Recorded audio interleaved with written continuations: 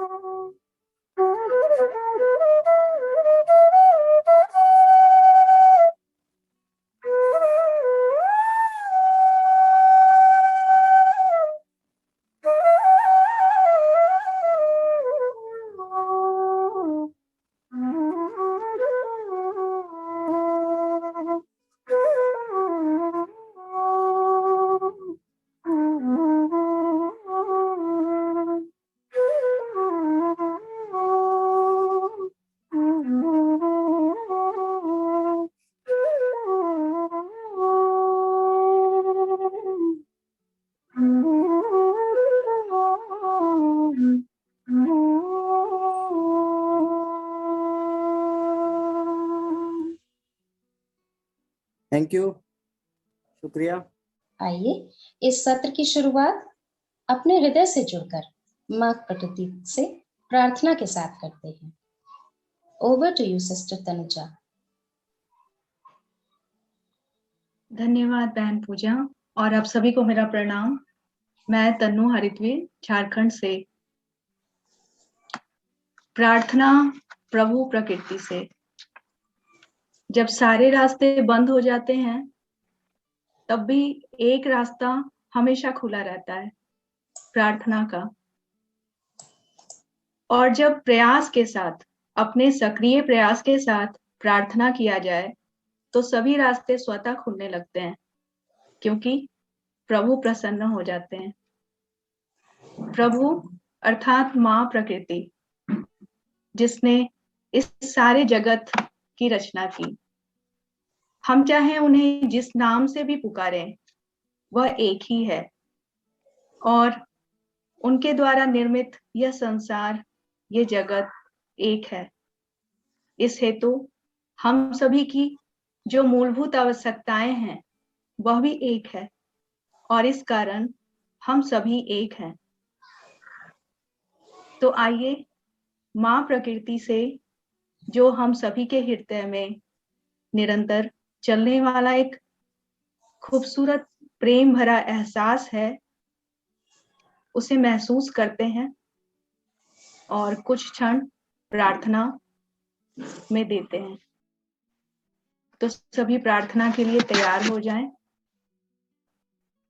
बस प्रार्थना के हर शब्द को भाव के रूप में अपने हृदय में उतर जाने दें।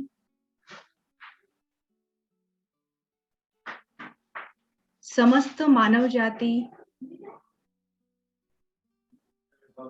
हरितवीर का वैश्विक समुच्चय है को माँ के संवार, संरक्षण और संवर्धन की प्रेरणा पहुंचे।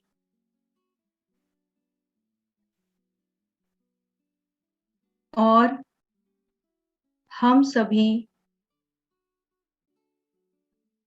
माँ प्रकृति के प्रतिनिधि बन पाए। हर शब्द को महसूस करते हुए भाव के रूप में प्रभु को अर्पित करते चले जाएं।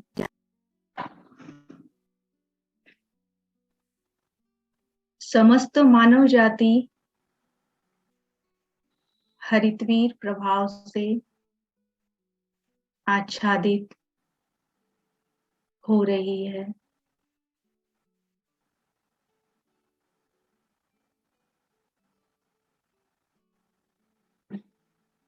समस्त मानव जाति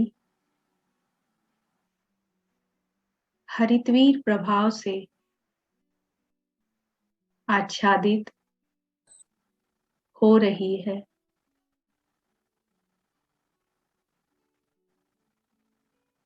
कुछ क्षण इसी भाव के साथ प्रभु से प्रार्थना।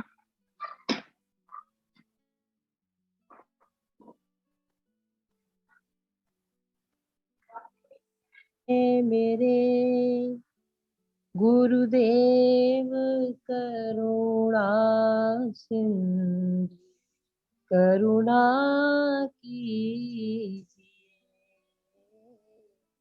हे मेरे गुरुदेव करुणा सिंधु करुणा कीजिए।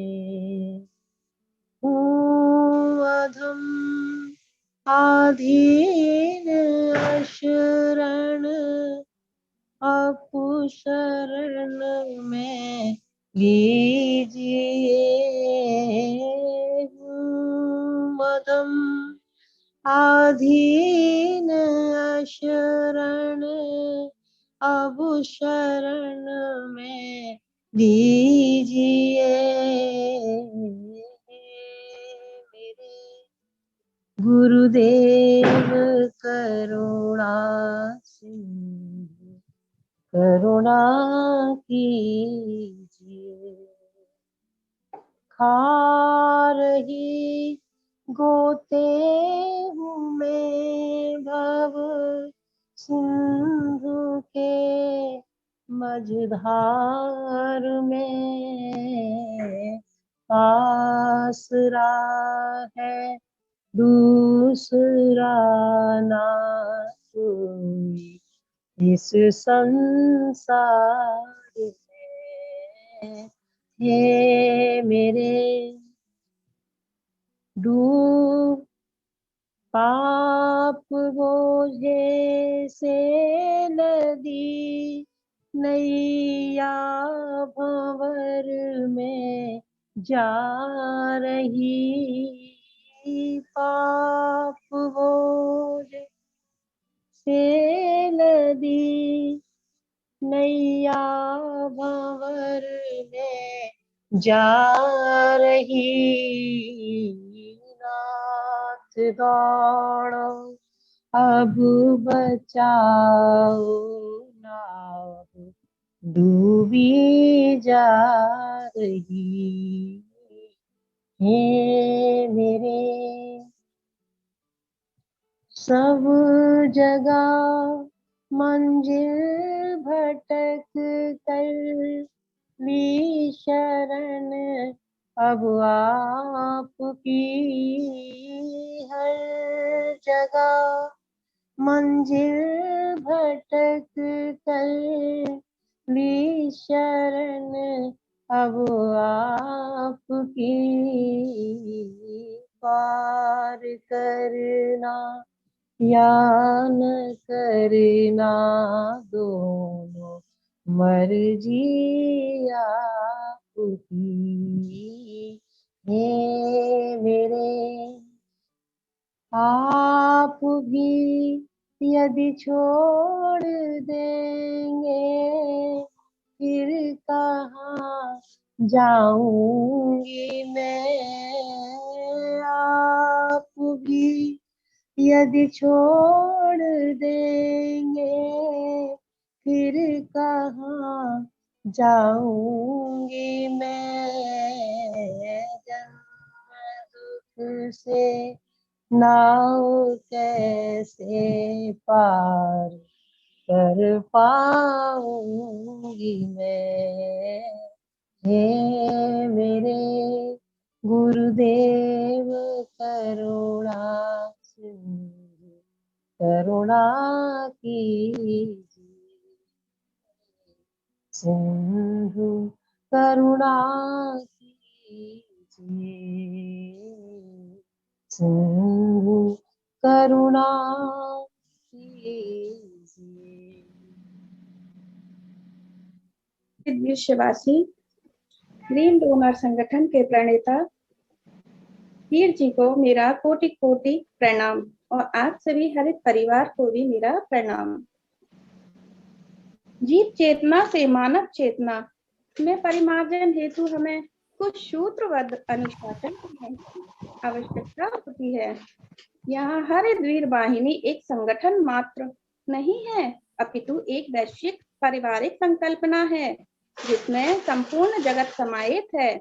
इसलिए यह सूत्र केवल हरिद्वीर के लिए ही नहीं है जो आपको हरिद्वीर जान चुका है अपितु यह संपूर्ण मानव जगत के लिए समान रूप से स्वतः ही लागू हो जाते हैं। भले ही ज्ञानाभाव के कारण सभी इसे अभी ना समझ पाए लेकिन हमारा अटल विश्वास है कि जैसे जैसे आगे बढ़ेगा मानव जगत को यह द्रष्टव्य होता जाएगा कि इन सूत्रों के अनुपालन में मात्र मानव के ज्ञान और इच्छा शक्ति दो ही कारक का अभाव बाधक है।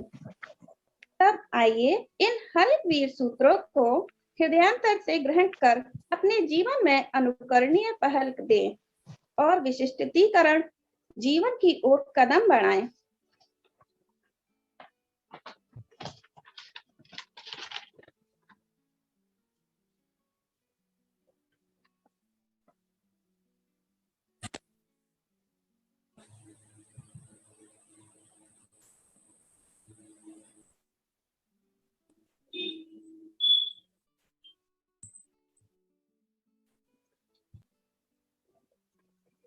Please slides, Maxim.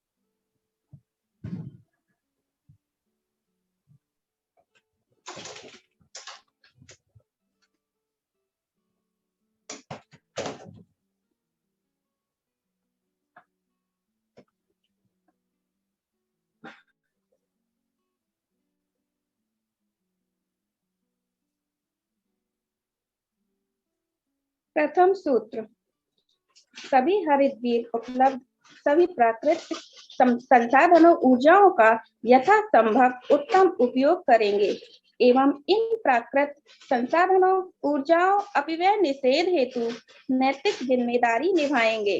प्राकृतिक संसाधन ऊर्जा वायु, जल, अग्नि, आकाश एवं पृथ्वी। Maxim number 1, resources minimal, wastage and waste use. All the green donors will make the best use of available all natural resources, energies as possible, and will bear the moral responsibility to prevent the wastage of these natural resources, energies, natural resources, energies, air, water, fire, sky, and earth.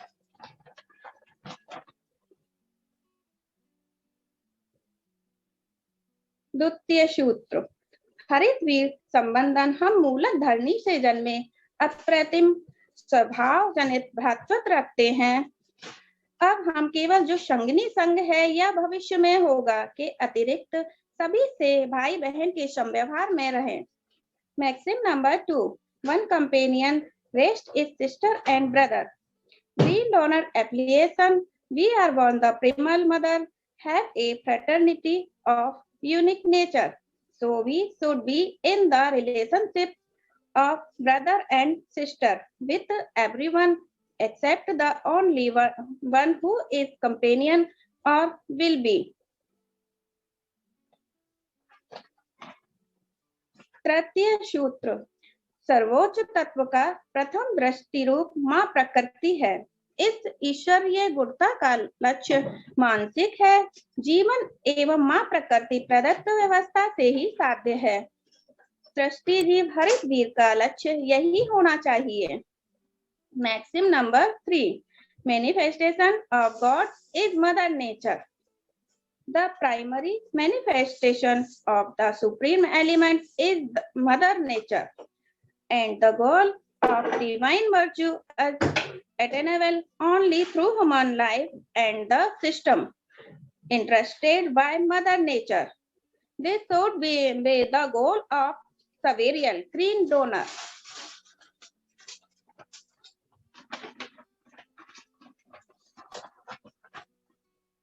चतुर्थ सूत्र, आइए प्रेम से सेवा करें। जब हम प्रकृति माँ यानी दिव्य गुरु के शिखर को अपना प्रेम प्रस्तुत करते हैं तो हम निश्चित रूप से दिव्य प्रेम का अनुभव करेंगे। यह स्वयं को पार कर जाता है। ईश्वर यह प्रेम में स्वयं पर विजय पाने की प्रबल इच्छा उत्पन्न होती है, जो बदले में सच्ची सृष्टि के लिए उतनी ही प्रबल लालसा की ओर ले जाती है। Maxim number 4, love is the only way to serve.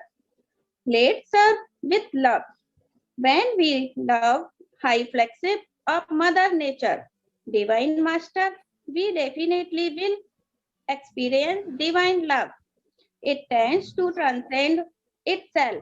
In divine love, one has a strong urge to overcome himself, herself, which in turn leads to an equally strong yearning for true creation.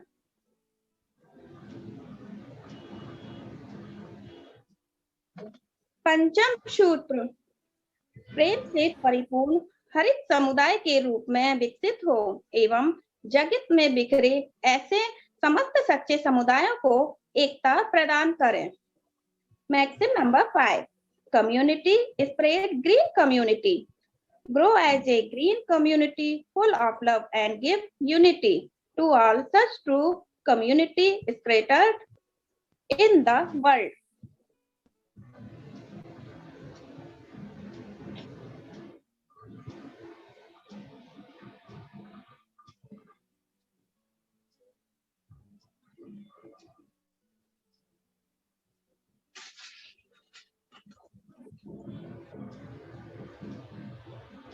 Custom सूत्र।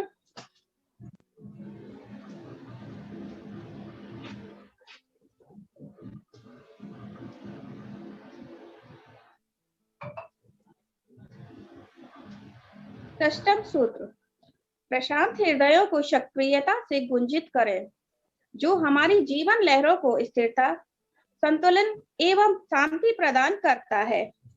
ध्वनि विहीन स्पंदन को धार बनाएं। Maxim number 6, tranquil sing peace anthem. Let the pacific resonate actively, which provide stability, balance and peace to our life waves. Make countless vibration the torrents. Thank you. Over to you, sister.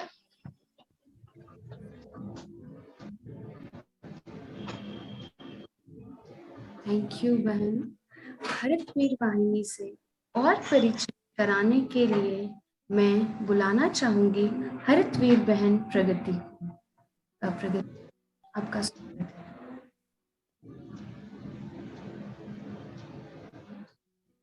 Veer ji साहब को मेरा प्रणाम। आप सभी को प्रकृति प्रणाम। मैं हरितवीर प्रगति मध्य प्रदेश से। बाबूजी महाराज को मेरा शत शत नमन। कबीर दास जी का एक दोहा उनको समर्पित कर रही हूँ। सब धरती कागज करूं, लेखनी सब बन राय, सात समुद्र की मसी करूं, गुरु गुण लिखा न जाए। कबीर साहब कहते हैं सारी धरती को कागज बनाओ और बन के सभी वृक्षों की लेखनी बनाओ और सातों समुद्र के जल की यदि स्याही भी बनाओ तो भी गुरु की महिमा लिखना असंभव है। गुरु की महिमा अपरंपार है। आइए अब हम हरितवीर ग्रीन डोनर के परिचय को समझते हैं। हरितवीर वाहिनी भारत प्रकृति पर्यावरण अनुसंधान के ग्रीन डोनर भारत अर्थ एनवायरमेंट रिसर्च सेंटर से हमें क्यों जुड़ना आवश्यक है, ये हम ग्रीन डोनर के परिचय से समझ सकते हैं। हरितवीर वाहिनी भारत EERC माँ प्रकृति के लिए संवाद, संरक्षण और संवर्धन को समर्पित एक अमूर्त संगठन है। हरितवीर वाहिनी संस्था में हर एक हरितवीर को माँ प्रकृति के प्रेम का एहसास व भान है। प्रकृति को हम ऐसे समझ सकते हैं कि आत्म तत्व के अलावा हमें जो कुछ दिखलाई पड़ता है वह सब उस परम प्रकृति का रूप है। माँ प्रकृति के लिए हम कुछ कर पाए इस काबिल हम नहीं। माँ प्रकृति स्वयं इस धरा पर संतुलन को बनाए रखने का कार्य करती है। बस हम उनके कार्य में सहभागी बनते हैं। हरितवीर वाहिनी संस्था के अंदर हम हरितवीर अपने हृदय में माँ के प्रति उसी प्रेम का एहसास करते हैं और जहाँ प्रेम का एहसास है वहाँ अहित की सोच हो नहीं सकती और जहाँ सोच है वही कार्य है और वही परिणाम भी। आइए हम सभी अपने भीतर माँ प्रकृति के प्रेम को महसूस करते हुए उनसे प्रार्थना करें कि इसका एहसास पूरी मानव जाति को। धन्यवाद। Over to sister.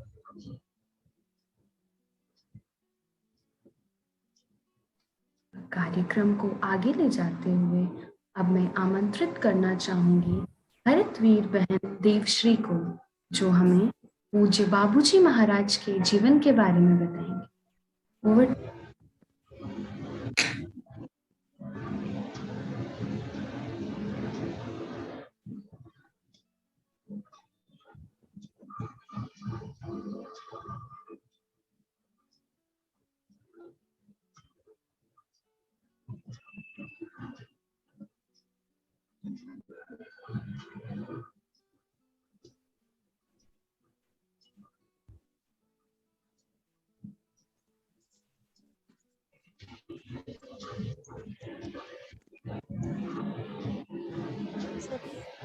किस उद्देश्य से यहाँ पर उपस्थित हुए हैं, एकत्रित हुए हैं, जिस महान व्यक्तित्व का आज हम सभी मिलकर जन्मोत्सव मना रहे हैं, आइए हम उनके विषय में एक छोटा सा जीवन परिचय सुनकर उनके विषय में थोड़ा सा और अधिक जानने का प्रयास करते हैं।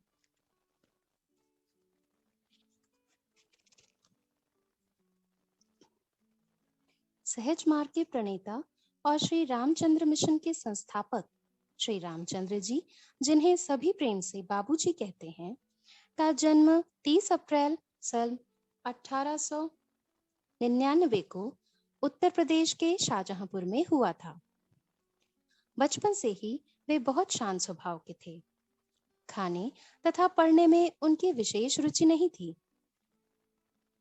माँ की धर्मपरायणता का प्रभाव बालक रामचंद्र पर भी पड़ा। बचपन से ही वे माँ के साथ पूजा पाठ की सभी गतिविधियों में हिस्सा लेते थे। समझदार होते होते मूर्ति पूजा उन्हें हृदय पर बोझ सी लगने लगी। उन्होंने जाप आदि का भी अभ्यास किया, किंतु कोई परिणाम न निकला। उस दौरान अल्पायु में ही विवाह का प्रचलन था, अतः बाबूजी का विवाह भी किशोरावस्था में हो गया।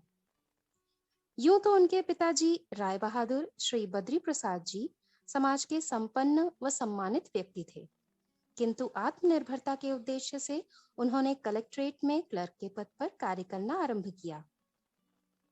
उन दिनों कार्यालय में एक सहकर्मी द्वारा उन्हें बहुधा अपमानित किया जाता था।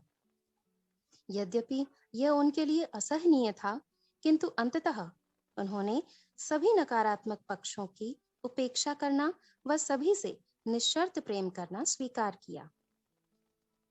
चूंकि कुछ भी प्रकृति की दृष्टि से छिपा नहीं होता है, अतः दंड स्वरूप उस सहकर्मी व उसके परिवार पर काल का भीषण प्रकोप हुआ। एक एक कर सभी नहीं रहे। इस पर भी श्री रामचंद्र जी ने दुखी परिवार का दायित्व उठाया तथा हर संभव सहयोग किया। यह सब देखकर अन्य सहकर्मियों के हृदय में श्री रामचंद्र जी के लिए आदर व श्रद्धा का भाव विकसित हुआ तथा उन्होंने ही उन्हें बाबूजी का नाम दिया, जो सदा के लिए प्रचलित हो गया। उधर 22 वर्ष की अवस्था में सत्य की खोज और परम तत्व की प्राप्ति की तड़प ने उन्हें उनके समकालीन आध्यात्मिकता की जलती लौ की ओर आकर्षित किया। वे फतेहगढ़ के पूज्य लालाजी महाराज से एक ही बार मिले थे कि जैसे उनकी भटकती लहरों को किनारा मिल गया हो। परमेश्वर की दया से गुरु की उनकी खोज पूरी हुई। उसके बाद उन्होंने कभी मुड़कर न देखा तथा स्वयं को पूरी तरह लालाजी महाराज को सौंप दिया। घर परिवार तथा कार्यालय के दायित्वों का निष्ठापूर्वक निर्वहन करने के अतिरिक्त जो समय बचता उसे वे ध्यान साधना में लगाते। अहर्निश अपने गुरु के प्रेम में तल्लीन रहते।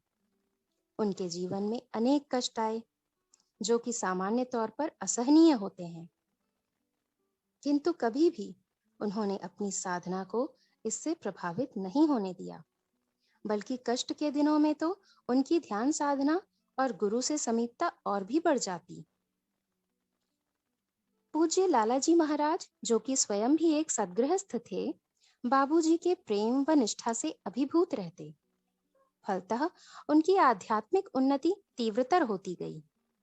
सन 1931 में लालाजी के निर्वाण के असहनीय समाचार ने उन्हें अभूतपूर्व कष्ट दिया, इतना कि वे शारीरिक रूप से भी बीमार हो गए। बाबूजी के असीम प्रेम के कारण पूज्य लालाजी ने स्वयं को बाबूजी में पूरी तरह स्थापित कर दिया तथा यह कहा कि तू मैं हो गया, मैं तू हो गया। अब यह कोई नहीं कह सकता कि तू और मैं जुदा जुदा हैं। वे दोनों अपने जीवन काल में मात्र 3 ही बार मिले थे, किंतु वास्तविक प्रेम भौतिकताओं से परे होता है।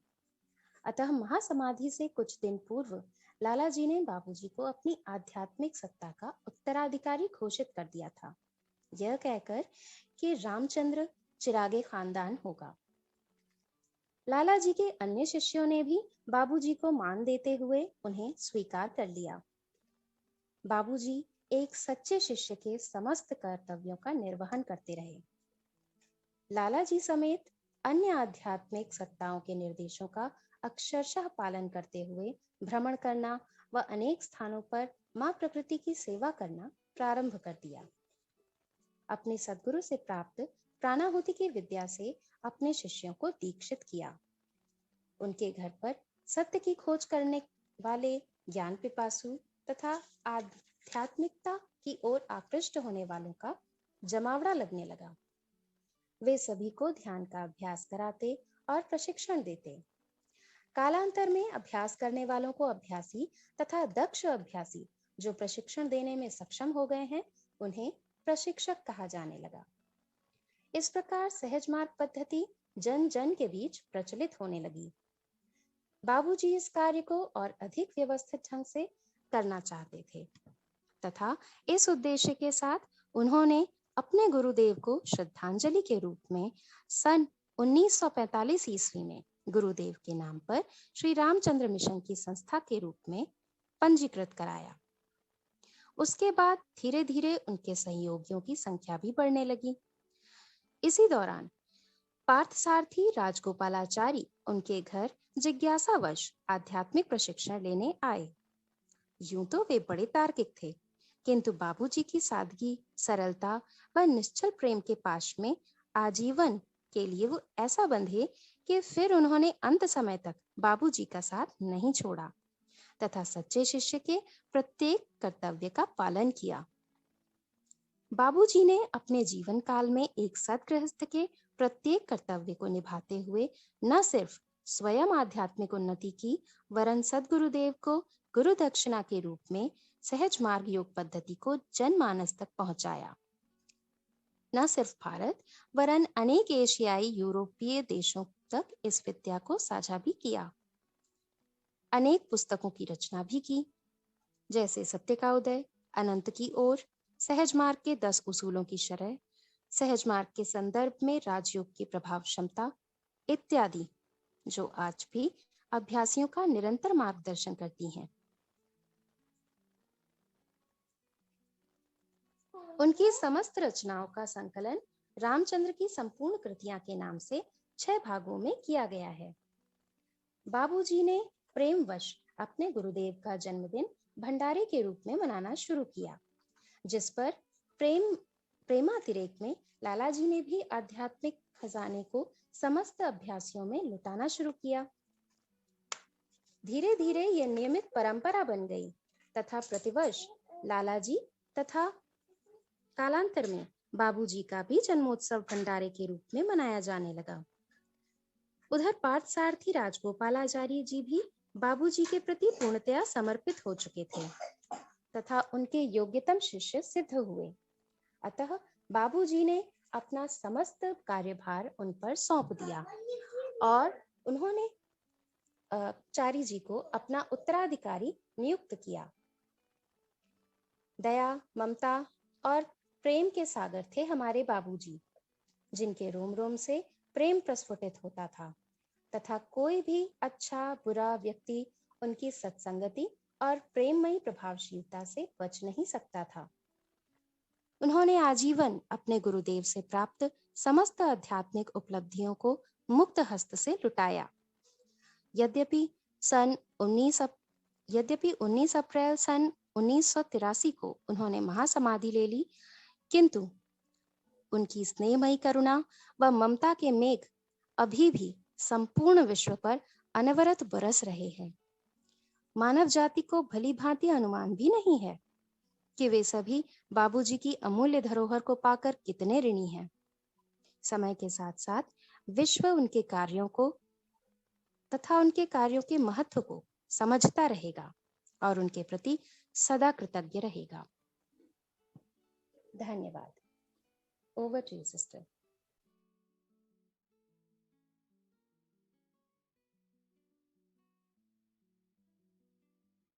Thank you very much sister.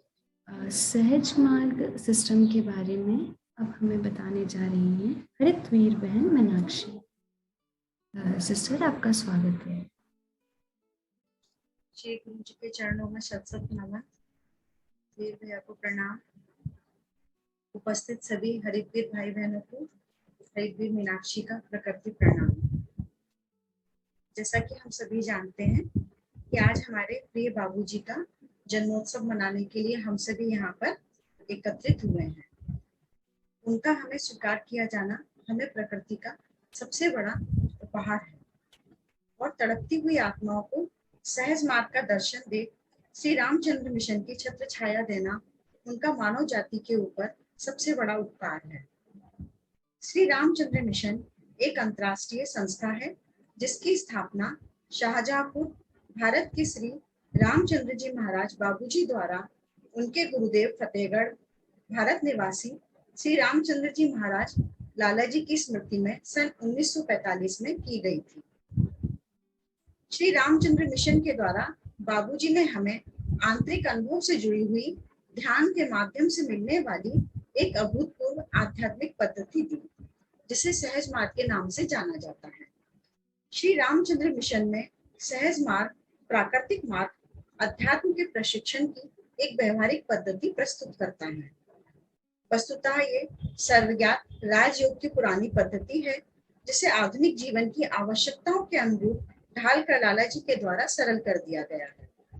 इसका ध्येय आंतरिक पूर्णता या ईश्वर साक्षात्कार है। श्री रामचंद्र जी की शिक्षाओं के अनुसार ईश्वर अनंत है किंतु सरल है, इसलिए उस तक पहुंचने का मार्ग भी सरल होना चाहिए। एक पहुंचे हुए समर्थ गुरु की सहायता एवं मार्गदर्शन से मन का नियमन करके अभ्यासी उच्चतम अवस्था प्राप्त कर सकता है। यह अवस्था गुरु प्राणाहुति यौगिक संप्रेषण द्वारा देते हैं और हृदय में दैवीय ऊर्जा का संचार कर देते हैं। सहज मार्ग की विशेषता है कि जीवंत गुरु की सहायता पाकर कोई भी व्यक्ति कुछ समय तक इस प्रणाली का अभ्यास करके प्राणाहुति को अनुभव कर सकता है। सहज मार्ग सीधा साधा पवित्र जीवन बिताने की प्रेरणा देता है। इसमें दैनिक जीवन की परेशानियों और कठिनाइयों को ईश्वरीय देन समझकर उन्हें स्वीकार करने के लिए कहा जाता है, क्योंकि ऐसा वातावरण आध्यात्मिक प्रगति के लिए आदर्श समझा जाता है। इस प्रणाली का अभ्यास करने के लिए कोई शुल्क नहीं लिया जाता है और इसमें सभी का स्वागत है। यहाँ इच्छा मात्र का होना ही अभ्यास शुरू होने की योग्यता है। श्री रामचंद्र मिशन के सर्वप्रथम मार्गदर्शक फतेहगढ़ के श्री रामचंद्र जी थे, जिन्हें उनके परिवारजन और साथी लाला जी के नाम से जानते थे। उन्होंने लंबे समय से विस्मृत प्राणाहुति ट्रांसमिशन की कला की खोज की। उनके शिष्य शाहजहांपुर के श्री रामचंद्र, जिन्हें बाबूजी के नाम से जानते हैं, लाला जी के आध्यात्मिक उत्तराधिकारी बने। बाबूजी ने सहज मार्ग की तकनीकों को और भी परिमार्जित किया और सन 1945 में अपने मार्गदर्शक के सम्मान में श्री रामचंद्र मिशन नामक अलापकारी संस्था की स्थापना की। बाद में बाबूजी के उत्तराधिकारी और श्री रामचंद्र मिशन के अध्यक्ष के रूप में श्री पार्थ सारथी राजगोपालाचारी जी का चयन किया गया, जिन्हें चारी जी के नाम से जाना जाता है।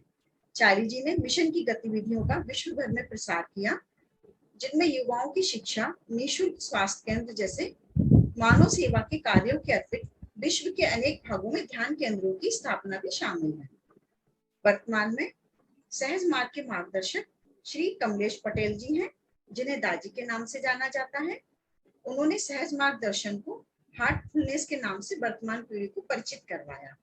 हार्टफुलनेस अर्थात हृदय के प्रेम को विस्तारित करना, जिससे कि वह हृदय से शुरू होकर पूरे विश्व तक प्रसारित हो जाए। उनके मार्गदर्शन में हार्टफुलनेस के 160 देशों में से कुल 5000 से भी ज्यादा सेंटर खोले जा चुके हैं, जहां पर हजारों लाखों कॉलेज स्टूडेंट्स और 1 लाख से ज्यादा प्रोफेशनल मेडिटेशन कर रहे हैं। हार्टफुलनेस में ध्यान, सफाई, आंतरिक नवीनीकरण की विधि के साथ साथ और भी छोटे छोटे अभ्यास, जीवन शैली से संबंधित आवश्यक तकनीकें भी सिखाई जाती हैं। आज विश्व भर में सभी के द्वारा सहज मार्ग को हार्टफुलनेस के रूप में अपनाया जा रहा है।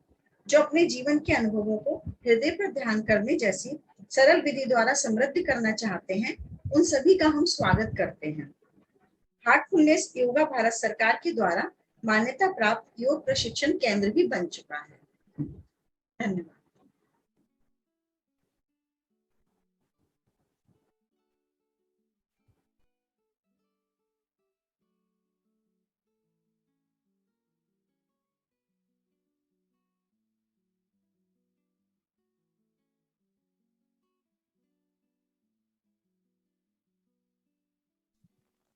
बहुत बहुत धन्यवाद आपका कि आपने सहज मार्ग के विषय में हमें इतनी अमूल्य जानकारी प्रदान की।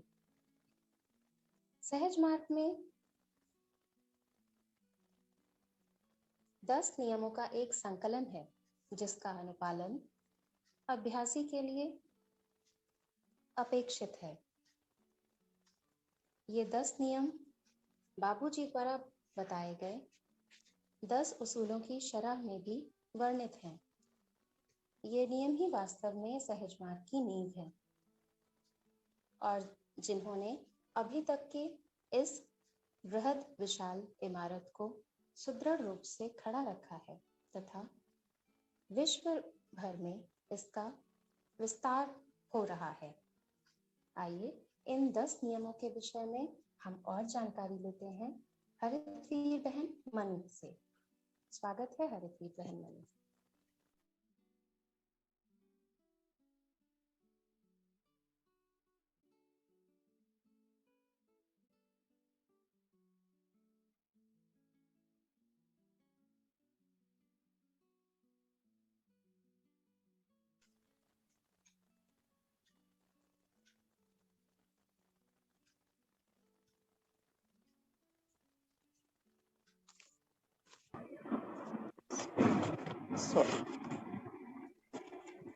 परम पूज्य बाबूजी महाराज को मेरा सत नमन।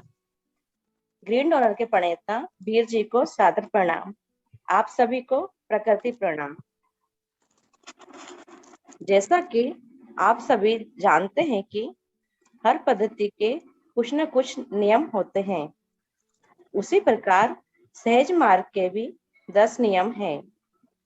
ये 10 नियम हमें प्रिय बाबूजी द्वारा बताए गए हैं। हम सभी को इनके अपने जीवन में शामिल करना चाहिए, इनके अनुसार जीवन जीना चाहिए।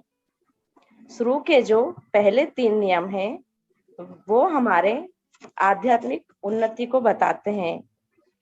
बाकी के 7 नियम वो हमें बताते हैं कि हमारे सभी भाई बहनों के साथ किस प्रकार का व्यवहार करना है। तो आइए हम सब अब शुरू करते हैं।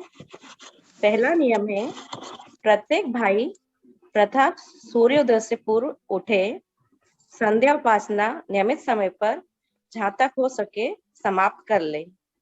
पूजा के लिए एक अलग स्थान और आसन नियत कर ले। यथाशक्ति एक ही आसन में बैठने की आदत डालें और शारीरिक व मानसिक पवित्रता का अधिक ध्यान रखें। दूसरा नियम पूजा प्रार्थना से आरंभ की जाए। प्रार्थना आत्मिक उन्नति के लिए होनी चाहिए और इस तरह की हृदय प्रेम से भर जाए। नियम 3 प्रत्येक भाई को चाहिए कि अपना ध्येय अवश्य निश्चित कर ले और वह यह कि ईश्वर तक पहुंचकर उसमें अपनी लय अवस्था प्राप्त करके पूर्ण स्थिति प्राप्त करना है। जब तक यह बात प्राप्त ना हो जाए चैन ना आए। नियम 4 बताता है अपना जीवन साधारण बना ले और वह ऐसा हो कि आदि प्रकृति से मिलजुल जाए। नियम 5 हमेशा सच बोले और प्रत्येक कष्ट को ईश्वर की तरफ से अपनी भलाई के लिए समझे और उसका धन्यवाद दे। नियम 6 सारे जगत को अपना भाई समझे और सबके साथ ऐसा ही व्यवहार करे।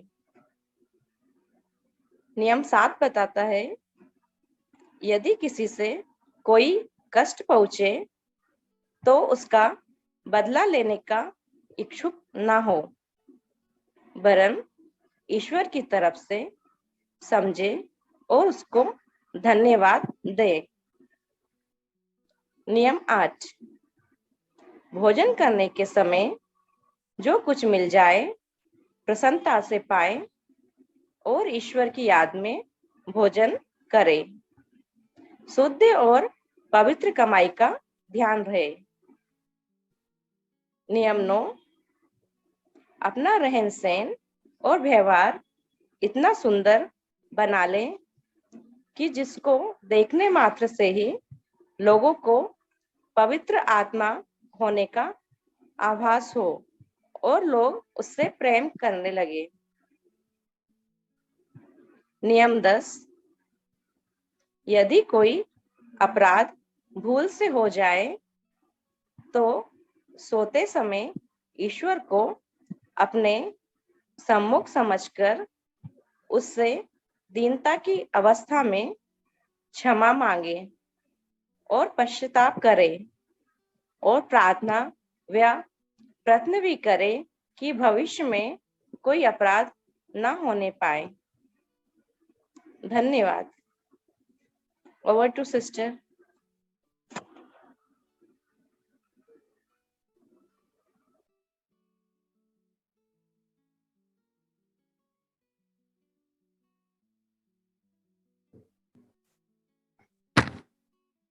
सर्वप्रथम वीर भैया को कोटि कोटि प्रणाम।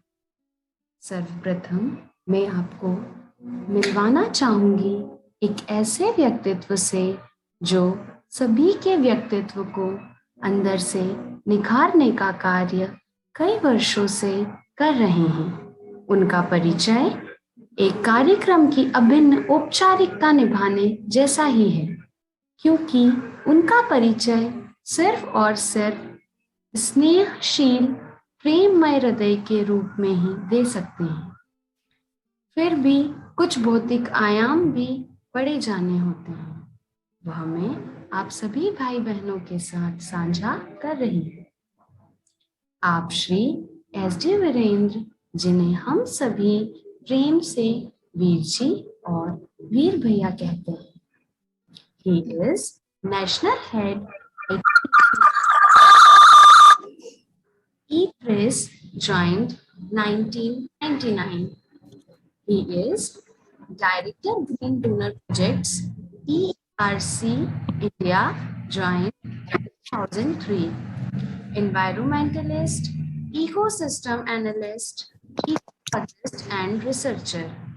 He is first to introduce a critical psychological research theory on thermal thought form theory, named after his green donor principle of human thermocells.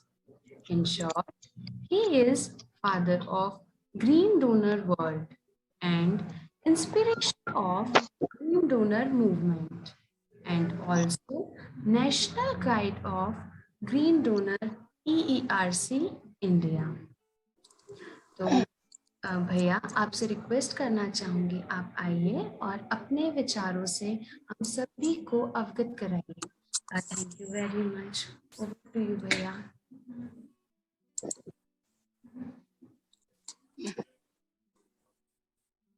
नमस्ते।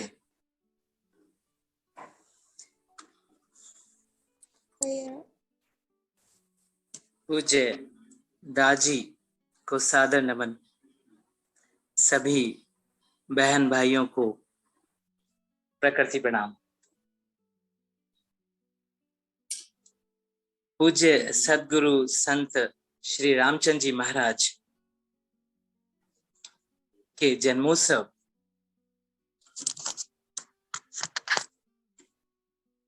की हृदय शुभकामनाएं। प्रकृति पुरुष की धारणा को सामान्य दर्शन के रूप में प्रशिक्षण देने वाले बाबूजी महाराज को प्रणाम। श्री रामचंद्र मिशन के अध्यक्ष श्री रामचंद्र जी महाराज ने अपनी शिक्षाओं में हमें बताया कि यदि एक परफेक्ट उत्तम ढंग का साधना तंत्र हो और डायरेक्शन यानी कि मार्गदर्शन सटीक और संदेह रहित हो, तो मंजिल के प्रयास के पहले ही हमारी जो मार्कशीट है उस पर मार्क्स या अंक जो भी आप कहिए लिख दिए जाते हैं। बस हमें ये देखना है कि क्या और कितने तैयार हैं हम उसके लिए। ऐसा कैसे हो जाता है कि कूद के पांव पालने में यानी झूले में ही दिख जाते हैं? It is perception. क्योंकि हमारी यदि अप्रोच डायरेक्शन सटीक और संदेह रहित होते हैं तो मंजिल पहुंचने के पहले ही हमें कहते हैं ना कि हमारा वो नाम लिखा जाता है, या दूसरे शब्दों में कहूं तो हमारे नाम के तोरण गीत बजाए जाने लगते हैं। ये हमारे सहज मार्ग में, हमारे श्री रामचंद्र मिशन में अगर सच्चा अभ्यासी है तो दाजी के मार्गदर्शन में अगर वो चल रहा है तो श्योर है कि कुछ करके दिखाएगा। अपने गुरु का साधना सिस्टम पद्धति वर्तमान समय में एक नायाब तरीका है जिसे हम सभी के सामने प्रस्तुत करते हैं, जिसे हम आप सभी क्या कहते हैं, सहज मार्ग पद्धति, जो राजयोग पर आधारित ऋषि पातंजलि के अष्टांग योग का परिमार्जित स्वरूप है, जो हमारे प्रिय संत श्री सदगुरु बाबूजी महाराज ने हम सभी के मध्य प्रस्तुत किया। तो ये तो हुई अप्रोच, जो पद्धति से परिचय होते हुए हम जान जाते हैं। दूसरी बात आई मार्गदर्शन, जिसे मैं कहूंगा संधि विच्छेद जैसा मार्ग का दर्शन, यानी जो हमें आज हमारे आदरणीय प्रिय गुरुवर दास जी के रूप में मौजूद है। तब मैंने एक तीसरी बात कही कि कोई अगर प्रथम दो बातें सटीक और संदेह रहित हैं तो तीसरी बात ये होगी कि हमारी मंजिल तय हो गई।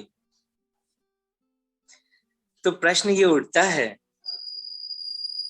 कि क्या हम सच में वो सच्चे अभ्यासी हैं जो उनके सटीक मार्गदर्शन और अचूक पद्धति से लाभ प्राप्त कर पाएंगे? विचारण का विषय है। यह लाभ प्राप्त कर पाते हैं? सच्चा अभ्यासी हम कैसे बन सकते हैं? ये हमारा आज का प्रमुख विषय होना चाहिए।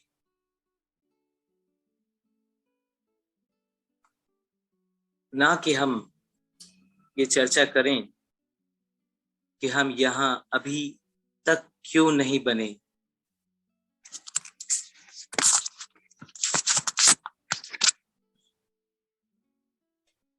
मतलब हम अगर ये विचार करें कि सब हम यहाँ क्यों नहीं बने अभी तक, तो सब हम कहाँ गलत हैं, ये हमें समझना होगा। ये विषय होना ही नहीं चाहिए हमारा। तो आप कहेंगे फिर क्या सोचना है? हमें सोचना है कि हम वह सच्चा अभ्यासी, इंटेंस अभ्यासी, उनका प्रेमी अभ्यासी कैसे बनेंगे। बस फिर वापस वही जो मेरे फेवरेट सब्जेक्ट्स में आपको बात करता हूँ कि सब यदि धोनी T20 मैच में उसका 18th ओवर में सोचे कि 17.5 यानी कि लास्ट बॉल पहले तक क्या हुआ, ये ओवर कहाँ चले गए, तो सिर्फ ये पता चलता है कि जहां मैं खड़ा हूं ये पिछले 17 ओवरों का परिणाम है। मैं जहां अवस्थित हूं वहां से मैं क्या करूं कि लक्ष्य भेद पाऊं। जैसे मैंने कहा कि सटीक साधना और अचूक मार्गदर्शन से मार्कशीट तो लिख दी जा चुकी है, अंक भी चढ़ गए हैं। बस क्या रह गया है? क्या रह गया है? हाँ, बस हमारा नाम चढ़ना रह गया उस पर। कितना खूबसूरत सिस्टम है जिसमें एडमिशन हो जाने भर से एक मार्कशीट तैयार आवंटित हो जाती है हमारे नाम की, जो हासिल करनी बस हमें रह जाता है। तो फिर क्या है कि गुरु कहता है कि मैं जितना ऊंचा उठा देता हूं या जिन्हें भी उठा देता हूं वो फिर वापस वहीं तक लुढ़काते हैं, कई बार तो जहां से उठाया है। वो हमारे नसीब को लिखकर हाथ में रख कर देते हैं और हम इतना भी रिश्ता नहीं बना पाते कि उनकी गोदी में हमारी जगह हो, उनके दिल में हमारा मकान हो, हमारा घर हो। बस यही सब कुछ है, उनके दिल में रहना सीखना है। ये कैसे आता है? बस प्रेम और प्रेम भरी साधना, अनुशासनबद्ध साधना, और एक उनकी नो डाउट उनकी कृपा दृष्टि। बस प्रेम, प्रेम भरी अनुशासनबद्ध साधना और उसकी कृपा दृष्टि, बस ये 3 बातें हमारे लिए काफी हैं उस मार्कशीट को हमारे हाथ में आने तक, जो कहती है कि हम उनके हो गए।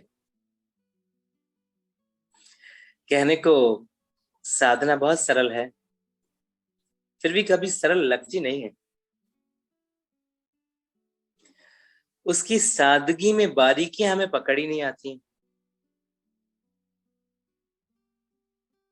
एक किस्सा याद आया, एक दिन मेरी एक बहन का फोन आता है, भैया भैया सुबह से आ गए एकदम से फोन। मैंने कहा क्या हुआ भाई? कहती कि अब आज से आप ना मुझे 1 महीना रोज सेटिंग दोगे। मैंने कहा जी साहब। मैंने पूछा क्यों, प्रिसेप्टर बनने वाली हो क्या? तो मासूम भाव से बोली ये तो नहीं पता, परंतु मैं एक ग्रुप में जुड़ी हूँ, व्हाट्सएप ग्रुप में, उसमें सब बिंदुओं की यात्रा चल रही है। अभी बीच में मैं थोड़ा सा कहीं चली गई थी तो मैंने कुछ प्रोग्राम्स मिस कर दिए और मेरी यात्रा रह गई। उनका अच्छा, अरे और भैया आपको नहीं पता मेरी यात्रा तो रह गई, साथ में मैंने जब भाभी को फोन लगाया था जो उसी ग्रुप में है, अब वो कुछ बोल ही नहीं रही है, लगता है भैया उसकी यात्रा हो गई।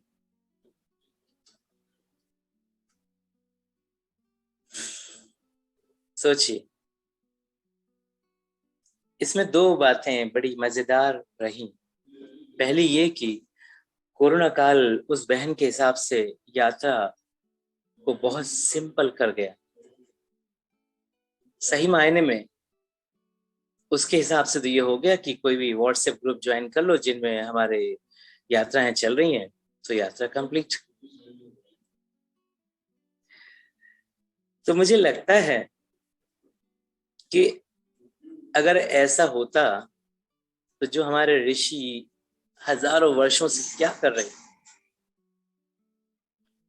कोई एक आध ग्रुप ज्वाइन कर लेते।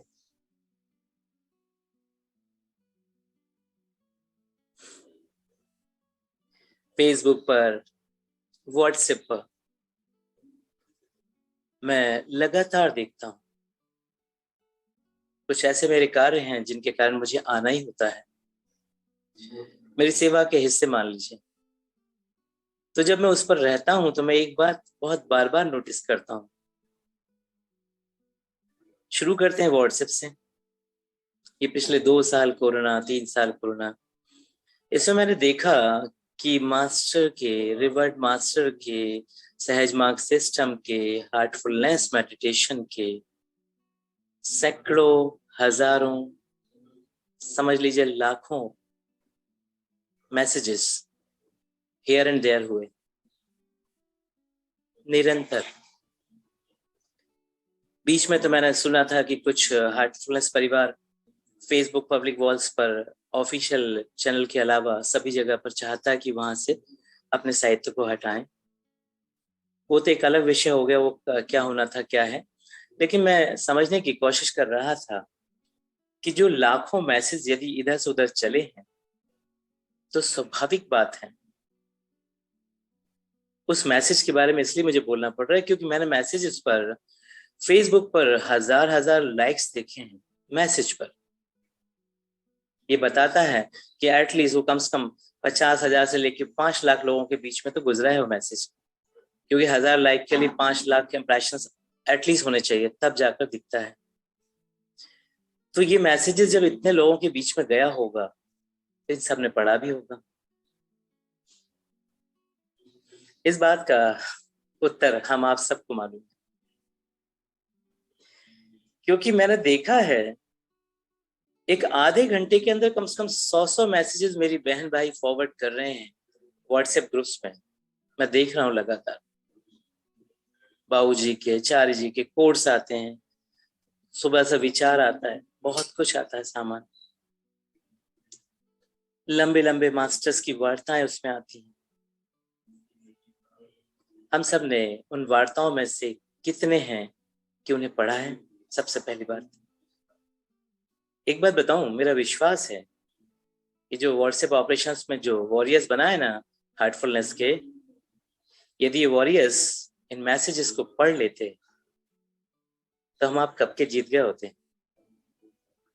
पहली बात।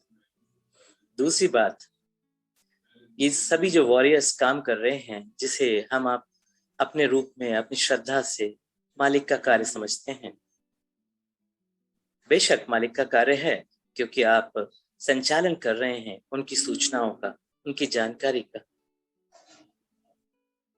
पर उस संचालन का किसके लिए हित है? मेरे लिए जो पढ़ रहा है उसके लिए, या जिसने फॉरवर्ड किया उसके लिए?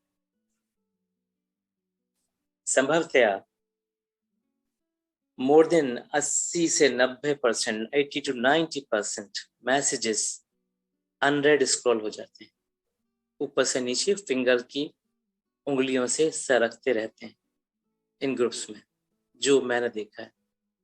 इवन रविवार को जो गुरुदेव बोलते हैं, वो मैसेज जब आता है ना, आधे पौन घंटे का जो उनका भाषण रहता है, तो स्वाभाविक बात है कि वो 5 से 10-15 पेजेस में भी बनेगा। तो 5 से 10-15 पेजेस का जब मैसेज हिंदी में पहुंचता है, इंग्लिश की बात तो करेंगे ही नहीं, हिंदी में जब पहुंचता है ना, तो मैंने देखा कि उस मैसेज में एक सिस्टम होता है व्हाट्सएप में कि एक लगभग पेज के बाद उसमें रीड मोर का ऑप्शन लिखा रहता है। मोर देन 90% पब्लिक उस रीड मोर को क्लिक नहीं करती है अगर मैसेज पे पहुंच भी गई तो। क्यों? मेरे को कैसे जानकारी हुई? क्या मैंने उन्हें देखा ऐसा? ना, मैंने उनके द्वारा पूछे गए प्रश्नों से जाना कि वो जो कह रहे होते हैं ना, मुझसे जब प्रश्न करते हैं, ये सब के उत्तर सुबह गुरु दे चुका होता है रविवार को ही, लेकिन वही फिर से मुझसे पूछते हैं। इसका मतलब है कि वो मैसेज उनके पास गया तो था, पर सिर्फ गया था।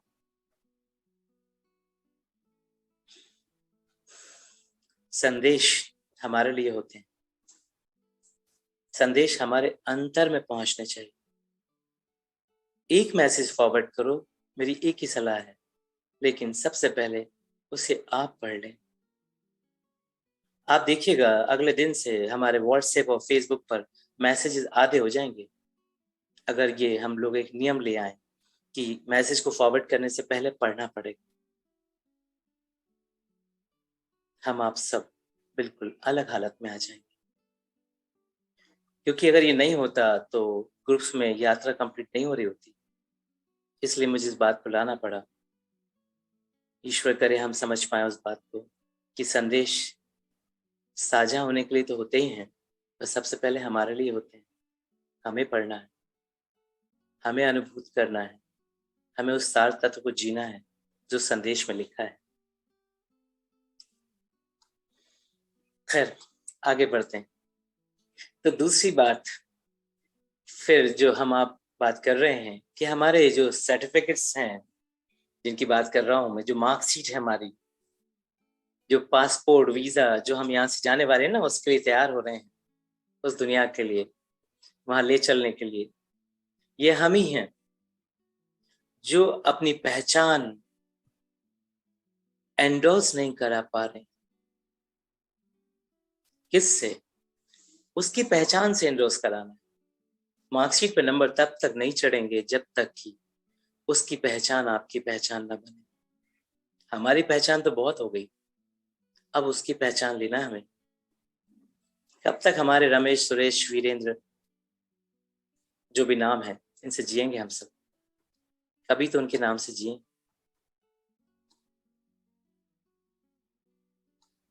थोड़ा सा आगे बढ़े।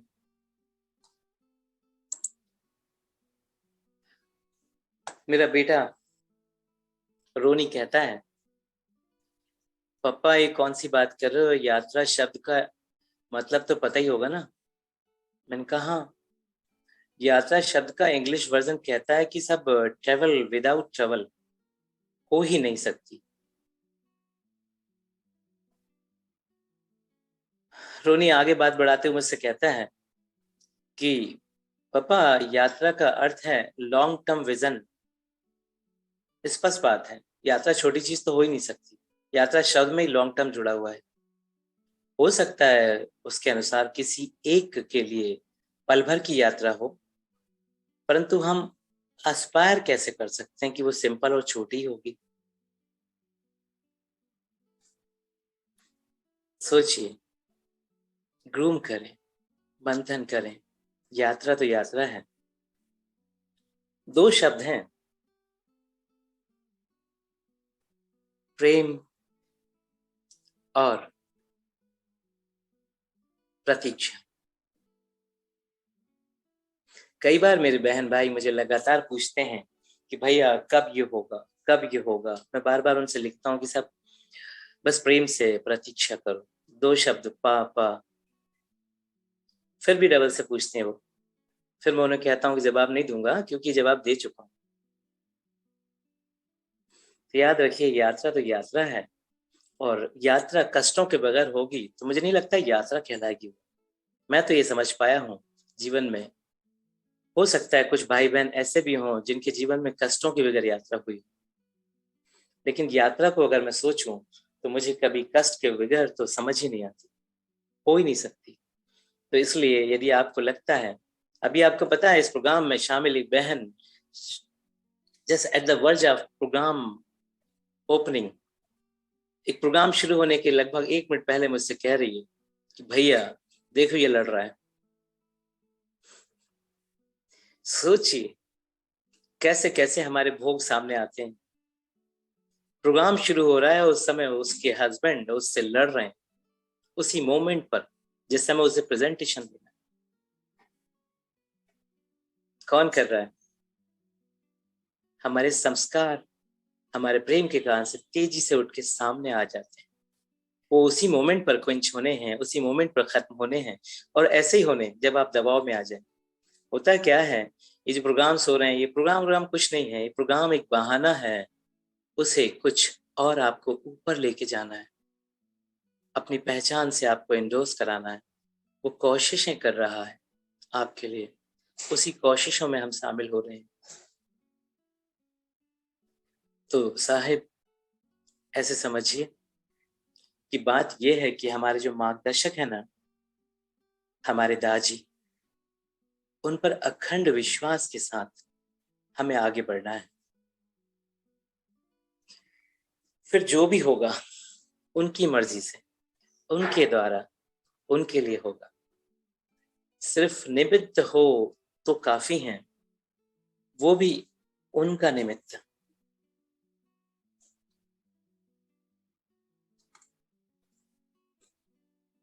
बात आगे बढ़ाएं। बाबूजी कहते हैं कि प्रकृति माँ अपने दोनों हाथों को फैलाकर हम सभी को गले लगाने की प्रतीक्षा कर रही है। क्या कहते हैं बाबूजी? बाबूजी कहते हैं कि प्रकृति माँ अपने दोनों हाथों को फैलाकर हम सभी को गले लगाने की प्रतीक्षा कर रही है, और ईश्वर की कृपा भी बह रही है। ये अवसर हजारों वर्षों में एक बार आता है। अगर लोग अभी इसका फायदा नहीं उठाते हैं तो उन्हें हजारों साल इंतजार करना होगा। बाबूजी महाराज, उनके शब्द हैं ये। इन शब्दों को मंथन करना होगा हम सबको। जो वो कहना चाहते हैं, वो क्या कहना चाहते हैं? जब इतना अनुकूलतम समय है उसमें लोग कहते हैं, क्या कहते हैं, अभी मुझे 2 घंटे पहले एक बहन ने लिखा, भैया विचार बहुत आते हैं, मन नहीं लगता। बहुत दिनों पहली बार लिखा मुझे, करीबन 2-3 महीने में उसने आज सीधे यही लाइन लिखी। मेरे घर भी पूजा लेने आती थी 2 साल पहले तक, आजकल थोड़ा समय ऐसे ही चल रहा है, जल्द आएगा, ईश्वर करेगा कि हम सब मिलेंगे। तो क्लीनिंग में मजा नहीं आता है, अब बताइए क्या करें। कारण समझें, हमने सहज मार्ग साधना को अपने हिसाब से बना लिया है। जो दिल करता है बस वो हमारी साधना है। मतलब ऐसे समझिए, मंदिर होता है ना, पट लगा दिया, पर्दा खिंच गया, पट बंद, और भूल जाते हैं कि कोई साधना चल रही है। जबकि होना ये चाहिए कि हमारी शिराओं में जो रक्त बहता है ना, उस तरह सहज मार्ग, ये कहिए गुरुदेव का सत्व हमारे सिस्टम में, पूरे सिस्टम में, आमूल चूल सिस्टम में बहना चाहिए। हर वक्त खाना खाते, पानी पीते, मतलब घर में लड़ते झगड़ते, टीवी देखते हुए, हमारा प्रोजेक्ट बनाते हुए, काम करते हुए, एग्जाम देते हुए, पूजा करते समय, ध्यान के समय, ध्यान के बाद, कभी न रुकने वाला सत्व को हमें जीना है और जीना चाहिए।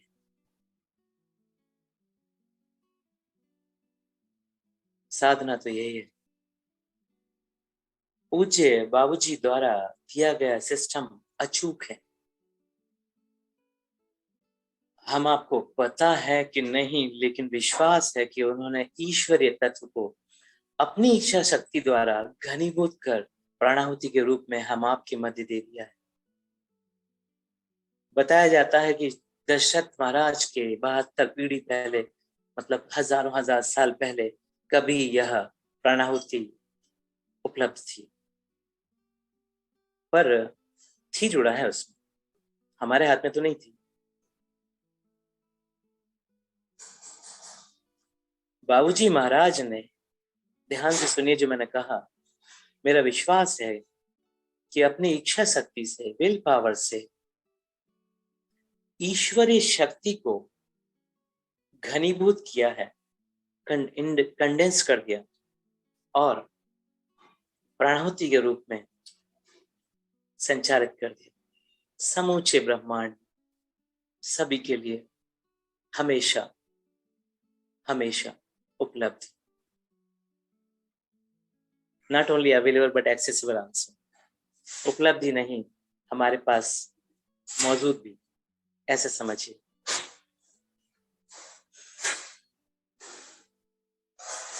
तो जब उन्होंने हम आपके मध्य इसे दिया, तो किस लिए दिया? कि हम अपनी चेतना का विस्तार यहां से वहां तक कर सकें, चेतना को परिष्कृत कर सकें, जो सिर्फ और सिर्फ संस्कारों के हटते जाने से, अर्थात चेतना में संस्कार आप जानते हैं ना, इनगल्फ्ड होते हैं, यानी संगोफित होते हैं, ऐसे लिपटे हुए रहते हैं।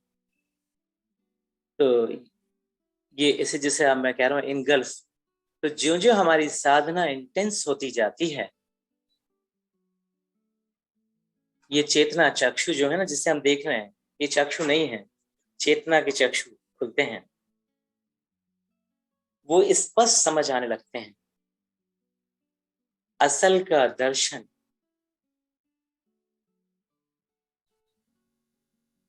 असल का दर्शन हमें समझ आता है। हमें सही विजन दर्शन होता है। विजन का अर्थ हमारे गुरुदेव कहते हैं, असल का अर्थ, असल का दर्शन। विजन का मतलब है, दर्शन का मतलब है असल का दर्शन, यानी जो मैं सोचता हूं उसका दर्शन नहीं, सिर्फ जो है सो है का दर्शन। किसी के व्हाट्सएप में मैं स्टेटस देख रहा था, एक लाइन लिखी हुई थी, उसका नहीं, सिर्फ जो है सो का दर्शन हो जाता है। यही है साक्षात्कार जो हम गुरु के अचूक अभिष्ट मार्गदर्शन में पाते हैं। सारी साधना हमारे, सिर्फ हमारे अंदर उसके लिए प्रेम को व्यक्त करने के लिए होती है। जिस दिन हम ये समझ जाएंगे ना, हम भी शामिल हो जाएंगे उनके सभी कार्यों में, हर जगह, बिना सवाल। बाबूजी महाराज एक जगह कोट करते हैं, इस कायनात में, जिसे हिंदी में प्रकृति कहते हैं, इंग्लिश में नेचर कहते हैं, और हम पर्यावरणविद मदर नेचर कहते हैं। इस कायनात को, इस दुनिया को बेहतर ना कर सको तो कम से कम उतना तो छोड़कर जाना जितनी तुम्हें मिली है, मिली थी, कह सकते हैं। ये मैं नहीं कह रहा हूं, मेरे, आपके, हमारे बाबूजी कह रहे हैं कि इस कायनात को, इस दुनिया को अगर बेहतर नहीं कर पा रहे हो तो बिगाड़ना तो मत, बिगाड़ो तो मत, वैसी छोड़ जाओ जैसी तुम्हें मिली थी। हम आपके प्रयास जारी हैं, कितनी बेहतर बनेगी ये तो वक्त तय करेगा, परंतु कोशिश हम सभी करेंगे, संकल्पित हैं हम।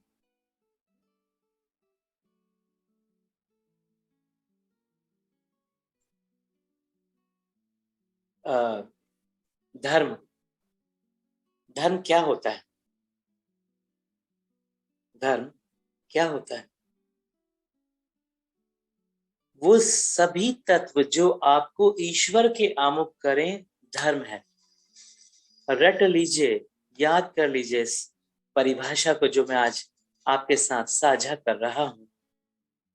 हो सकता है ज्ञानी और डिबेट वाले लोग मेरे साथ इसमें बैठ जाएं और उनके आगे मेरी जीत हार होती रहे, पर वो विषय मेरे नहीं है, ना मैं उनके लिए हूं। जो मुझे लगता है मैं अपनी तरफ से साझा करूंगा, जो उसमें बेहतर होगा आप अपने आप उठाएंगे, क्योंकि तो प्रभु का कार्य है, हम सब मिलके करेंगे। तो मैंने कहा धर्म क्या होता है? धर्म वो सभी तत्व जो आपको ईश्वर के आमुख करें, यानी कि सामने लाके खड़ा कर दें, वो धर्म है। यही हमें सिखाता है धर्म, यही हमें बताता है धर्म, यही हमें देता है धर्म। और इससे आगे बढ़े तो जो उसे जीना सिखाए, उस प्रभु को जीना सिखाए, वो आध्यात्मिकता है। लिख लीजिए, धर्म जो जो सारे तत्व जो आपको ईश्वर के आमुख करते हो, वो धर्म है। और जो उस ईश्वर को जीना सिखाए, प्रभु को जीना सिखाए, वो आध्यात्मिकता है।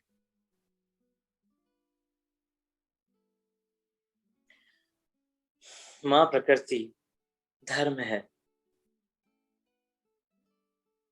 मां प्रकृति धर्म है, जो उसके सामने प्रस्तुत कर देती है,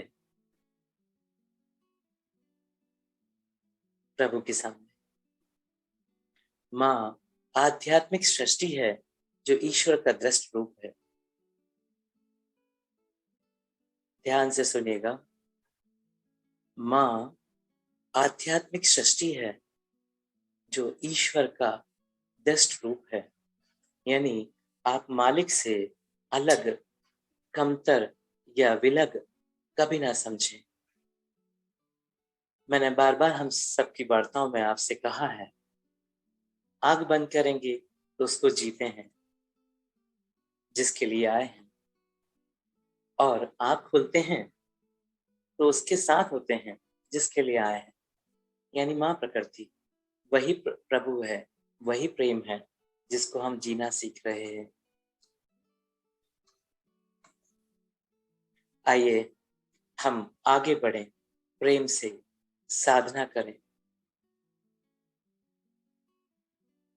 उसके घर को अपना बनाएं, उसकी पहचान से अपने नाम को सार्थक करें। इसी के लिए हम सब जुड़े हैं। हार्टफुलनेस सिस्टम, सहज मार्ग साधना, श्री रामचंद्र मिशन, और जिस मन से मैं बात कर रहा हूँ, ग्रीन डोर सिस्टम्स, सभी तो उसी प्रभु की बात कर रहे हैं, उसी को जी रहे हैं। क्यों ना हम आप भी उसको दिल से जीना शुरू करें। और जब हम दिल से जीना शुरू करेंगे ना, तो आप देखेंगे कि हमें ये नहीं कहना पड़ेगा कि विचार आते हैं ध्यान में, ये नहीं कहना पड़ेगा कि हमारी आंख खुल जाती है ध्यान में। क्यों खुलेगी ध्यान में आंख? एक बार लिपट गए तो छूटते थोड़ी ना उससे। अरे उससे रिश्ता ऐसा बनाइए, प्रेम में बस कह सकता हूँ कि क्रेजी हो जाइए, उसको जिए ना। आप देखें उसके प्रेम को, उसके एहसास को। जब वो लिपटता है ना, कभी नहीं छूटता, और एक बार वो लिपट गया तो हमारा चैप्टर क्लोज हो जाता है। और जैसे बाबूजी कहते हैं ना कि सब जब वो मुझे भजे तो मुझे विश्राम मिले, हमारे अपने महाराज कबीर की भी वाणी कहती है कि राम भजे तो मैं पाऊं आराम। तो ये हमारी यात्रा तभी पूरी होगी जब उसको पकड़ में आ जाएगा कोई हमारा भी एक बेटा बेटी है सामने। हमारी साधना क्या है? जो 3 बताए अंग, सुबह ध्यान, दोपहर में, शाम को सफाई और शाम को प्रार्थना ध्यान, ये 3 अंग सिर्फ उसके विस्तार हैं, उसके बीच में सब कुछ है। यानी सुबह की साधना से शाम की सफाई के बीच में भी है, और शाम की सफाई से रात्रि ध्यान तक भी है, और रात्रि ध्यान से सुबह के ध्यान के बीच में भी जो वक्त है वो भी उसी का है। हमें इसको याद कर लेना चाहिए, पकड़ लेना चाहिए। हमारा सारा उसका है, यानी हमें उसका हो जाना है। तो ये जो बातें हैं ना, थोड़ी सी दिन की बात होती हैं। शुरुआती दौर में नो डाउट हम एक्सेप्ट करेंगे कि विचार आते हैं, आएंगे, कोई दिक्कत नहीं है। लेकिन आप 10-20 साल के बाद कहें कि विचार आ रहे हैं, तो थोड़ी सी साधना को इंटेंस करने की जरूरत है, और कुछ नहीं। आप देखेंगे it is a matter of से 100 days ओनली। 100 दिन बस प्यार से, मोहब्बत से उसको पकड़ लीजिए। आप देखेंगे इसके बाद तो सिर्फ उसकी जिंदगी होने वाली है। हम आपकी तो पूरी हो गई, हम उसके नाम से एंडोर्स हो गए। Thank you master, thank you mother nature, thank you all.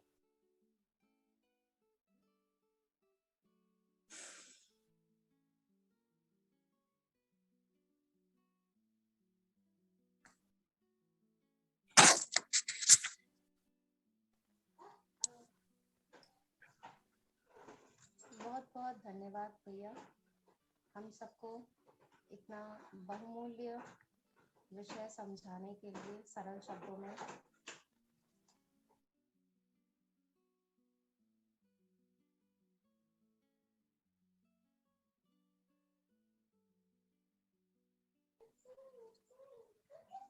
आशा है हम सभी इतने सक्षम हो सकेंगे कि उन सभी का अक्षरशः पालन भी कर सकें। कार्यक्रम को आगे बढ़ाते हुए आमंत्रित करना चाहूंगी हरितवीर भाई राहुल को, जो कि बाबूजी के पसंदीदा भजन। सिस्टर आपकी आवाज बहुत कम आ रही है।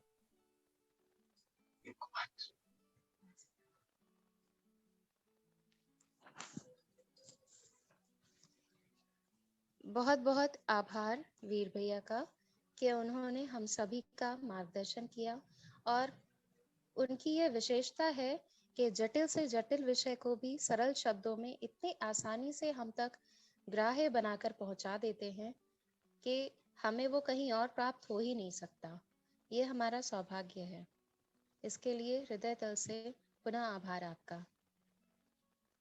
इसके पश्चात कार्यक्रम को आगे बढ़ाते हुए आमंत्रित करना चाहूंगी हरितवीर भाई राहुल को, जो कि हमारे बाबूजी, पूज्य बाबूजी के पसंदीदा भजन, जो कि उनके गुरुदेव श्री लालाजी महाराज का भी पसंदीदा भजन था, जिसे वे एकांत में गुनगुना करके प्रभु भक्ति को अभिव्यक्त करते थे।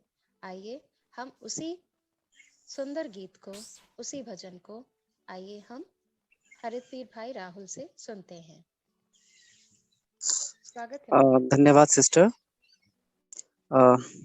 बाबूजी महाराज का जो भजन है वो मैं आप सबके सामने प्रस्तुत करने जा रहा हूँ उन्हीं की याद में। तो आइए सब हम उनका भजन सुनते हैं। दीनन दुख हरन नाथ संतन हितकारी, दीनन दुख हरन नाथ संतन हितकारी, दीनन दुख हरन नाथ। अजामिल गीध व्याध इनमें कहो कौन साध, अजामिल गीध व्याध इनमें कहो कौन साध, पक्षी को पद पढ़ात, पक्षी को पद पढ़ात, गणिका सी तारी, दीनन दुख हरन नाथ संतन हितकारी, दीनन दुख हरन नाथ। ध्रुव केसर छत्र देत प्रहलाद को वार लेत, ध्रुव केसर छत्र देत प्रहलाद को वार लेत, भक्त है तू बांधो सेतु, भक्त है तू बांधो सेतु, लंकापुरी जारी, दीनन दुख हरन नाथ संतन हितकारी, दीनन दुख हरन नाथ। तंदुल देत रीझ जात, तंदुल देत रीझ जात, साग पात सो आघात, साग पात सो आघात, गिनत नाहे झूठे फल खट्टे मीठे खारी, दीनन दुख हरन नाथ संतन हितकारी, दीनन दुख हरन नाथ। गज को जब ग्रास गायो, गज को जब ग्राह गायो, दुशासन चीर खास्यो, दुशासन चीर खास्यो, सभा बीच कृष्ण कृष्ण द्रौपदी पुकारी, दीनन दुख हरन नाथ संतन हितकारी, दीनन दुख हरन नाथ। इतने में हरि आय गए, आए गए, आए गए, बासनन अरुण भय, बासनन अरुण भय, सूरदास बाहर ठाड़ो, सूरदास बाहर ठाड़ो, आंधरो भिखारी, दीनन दुख हरण नाथ, संतन हितकारी, दीनन दुख हरण नाथ। धन्यवाद।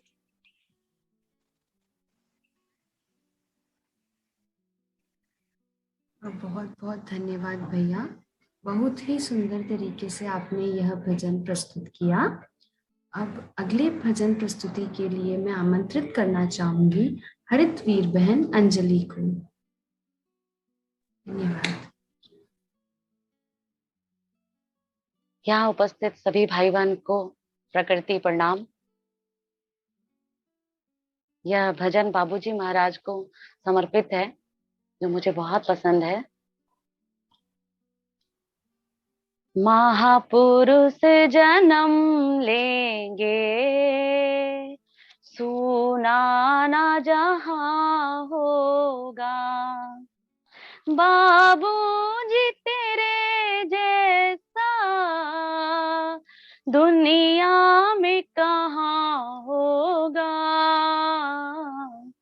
महापुरुष जन्म लेंगे, सुनाना जहां होगा, आकाश के आंगन में जितने भी सितारे हैं, इन चांद सितारों में रंगीन नजारे हैं, महकेगा गुलशन तेरा जब दौड़ फिजा होगा। महापुरुष जन्म लेंगे, सुनाना जहां होगा, बाबूजी तेरे जैसा दुनिया में कहाँ होगा। महापुरुष जन्म लेंगे, सुनाना जहां होगा, बेदर्द जमाने ने क्या क्या न सितम ढाए, एहसान तेरा गुरुवर जाते नहीं गिनवाए, फिर भी ये कर्ज तेरा हमसे नादा होगा। महापुरुष जन्म लेंगे, सुनाना जहां होगा, बाबूजी तेरे जैसा दुनिया में कहाँ होगा। तूफान भी आएंगे, आंधी अंधियारे भी, गम की घन घोर घटा बरसी है कैसी अभी, अफसाना तेरा गुरुवर हमसे ना बयां होगा। महापुरुष जन्म लेंगे, सुनाना जहां होगा, बाबूजी तेरे जैसा दुनिया में कहाँ होगा। महापुरुष जन्म लेंगे, सुनाना जहां होगा। धन्यवाद। Over to sister.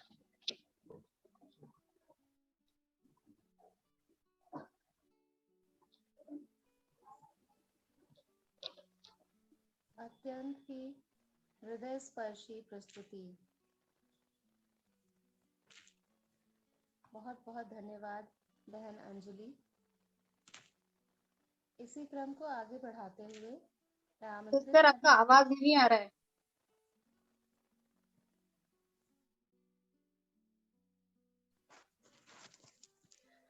बहुत बहुत भावपूर्ण तथा हृदय स्पर्शी प्रस्तुति। धन्यवाद बहन अंजलि। इसी क्रम को आगे बढ़ाते हुए मैं आमंत्रित करना चाहूंगी हरितवीर बहन उपासना को कि वो आए और मालिक के प्रति अपने भावों को हम सबके साथ साझा करें। हरितवीर बहन उपासना। प्रणाम। पूज्य बाबूजी महाराज को मेरा कोटि कोटि प्रणाम एवं हमारे ग्रीन डोनर के प्रणेता श्री वीर जी को मेरा कोटि कोटि प्रणाम।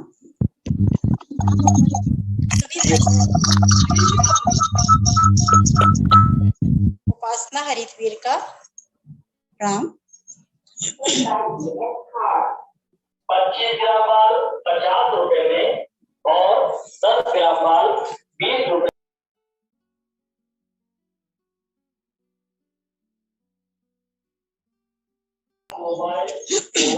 पूज्य बाबूजी महाराज को समर्पित ये गीत है। मेरे मालिक सदा मेरे दिल में रहे, मेरे मालिक सदा मेरे दिल में रहे, उनकी चाहत से रोशन मेरा दिल रहे, उनकी चाहत से रोशन मेरा दिल रहे, मेरे मालिक सदा मेरे दिल में रहे। गुले गुलशन से महकेगा क्या दिल मेरा, गुले गुलशन से महकेगा क्या दिल मेरा, बन के खुशबू मेरे दिल में मालिक रहे, बन के खुशबू मेरे दिल में मालिक रहे, मेरे मालिक सदा मेरे दिल में रहे। मौत का खौफ हम को डराएगा क्या, मौत का खौफ हम को डराएगा क्या, बन के धड़कन मेरे दिल में मालिक रहे, बन के धड़कन मेरे दिल में मालिक रहे, मेरे मालिक सदा मेरे दिल में रहे। जाके मंदिर में पूजे किसे मेरा दिल, जाके मंदिर में पूजे किसे मेरा दिल, बन के ईश्वर मेरे दिल में मालिक रहे, बन के ईश्वर मेरे दिल में मालिक रहे, मेरे मालिक सदा मेरे दिल में रहे, मेरे मालिक सदा मेरे दिल में रहे। धन्यवाद।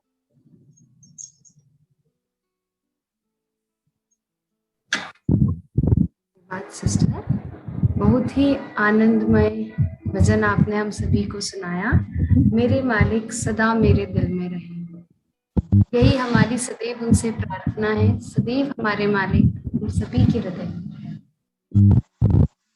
अगली प्रस्तुति के लिए मैं आमंत्रित करना चाहूंगी हरितवीर बहन प्रीति को। स्वागत है बहन आपका।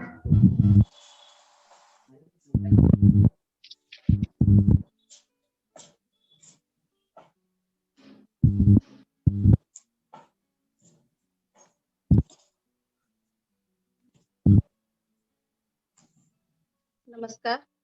मालिक के चरणों में कोटि कोटि प्रणाम और मेरे सभी अभ्यासी भाई बंधुओं को मेरा नमस्कार। आज मैं बाबूजी के जन्म दिवस के उत्सव के उपलक्ष्य में एक छोटा सा भजन प्रस्तुत करूंगी आपके सामने।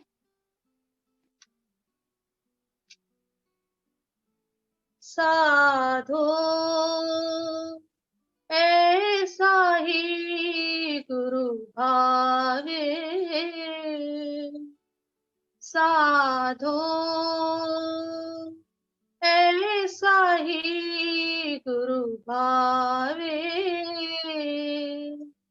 राग रंग का भर भर प्याला पीवे और पिलावे, साधो ऐसा ही गुरु भावे, साधो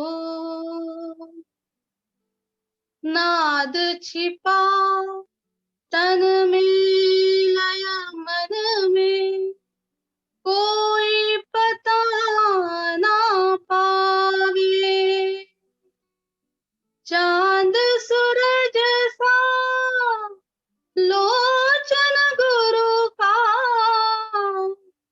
चांद सूरज सा लोचन गुरु का, देखे और दिखावे, साधो ऐसा ही गुरु भावे,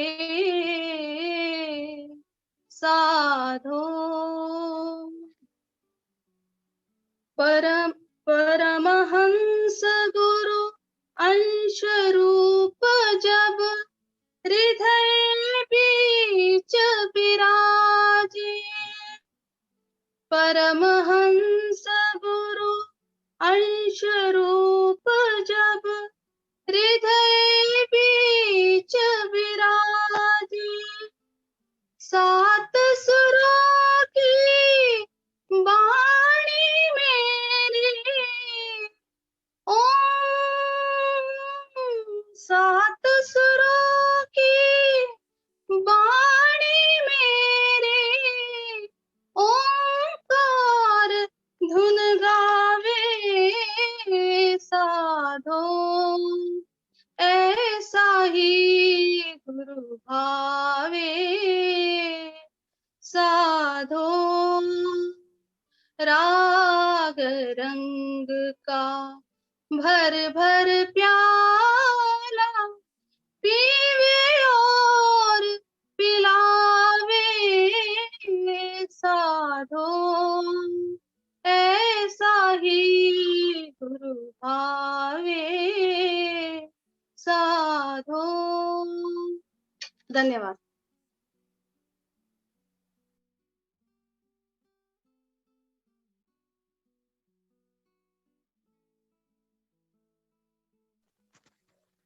साधो ऐसा ही गुरु भावे। अत्यधिक मनमोहक प्रस्तुति और अनेक विशेषताओं से हमें अवगत कराया कि एक गुरु में क्या विशेषताएं होनी चाहिए, क्या गुण होने चाहिए। यूं तो मुझ मूर्ख को कुछ भी नहीं पता था कि क्या विशेषताएं होनी चाहिए एक अच्छे गुरु में, किंतु शायद ये हमारा सबसे बड़ा सौभाग्य था कि एक तो मानव जीवन तथा उस पर सहज मार्ग के प्रणेता पूज्य बाबूजी का वात्सल्य भरा मार्गदर्शन, प्रेम, और इतना प्रेम कि जिसकी कोई सीमा ही नहीं। सच कहूं तो इस ममतामयी मूर्ति की व्याख्या करने में ही वर्षों लग जाएंगे।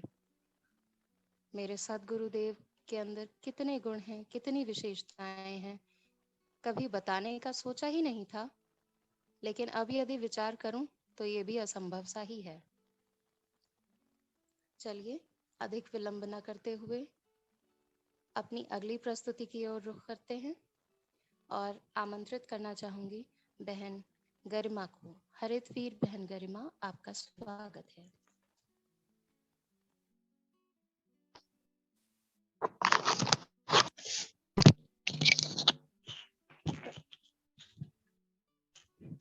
सभी भाई बहनों को मेरा प्राकृतिक प्रणाम। मीनाक्षी दी, मीनाक्षी दी, हेलो दी। हाँ, मैं आप सभी के सामने एक भजन प्रस्तुत कर रही हूँ। ओके। मुझे तुमने दाता बहुत कुछ दिया है, तेरा शुक्रिया है, तेरा शुक्रिया है। मुझे तूने भगवान बहुत कुछ दिया है, तेरा शुक्रिया है, तेरा शुक्रिया। ना मिलती अगर दी हुई दात तेरी, जमाने में क्या थी औकात मेरी। मुझे तुमने जीने के काबिल किया है, तेरा शुक्रिया है, तेरा शुक्रिया है। किया कुछ नहीं है, शर्मसार हूँ मैं, मेरी मैं तेरी रहमतों की तलबगार हूँ मैं। दिया कुछ नहीं बस लिया ही लिया है, तेरा शुक्रिया है, तेरा शुक्रिया है। तेरी रहमतों का इशारा न होता तो दुनिया में मेरा गुजारा न होता। उसे क्या कमी जो तेरा हो गया है, तेरा शुक्रिया है, तेरा शुक्रिया है। मुझे तुमने दाता बहुत कुछ दिया है, तेरा शुक्रिया है, तेरा शुक्रिया है। धन्यवाद।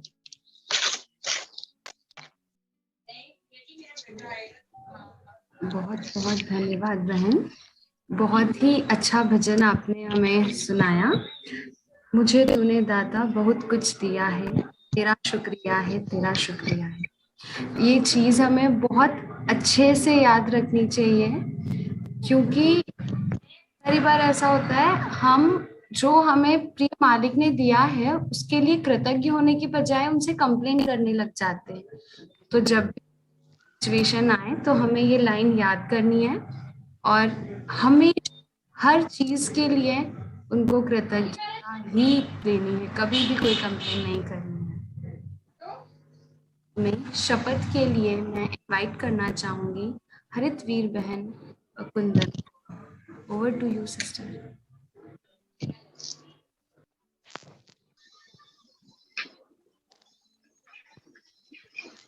प्रिय मालिक को कोटि कोटि प्रणाम।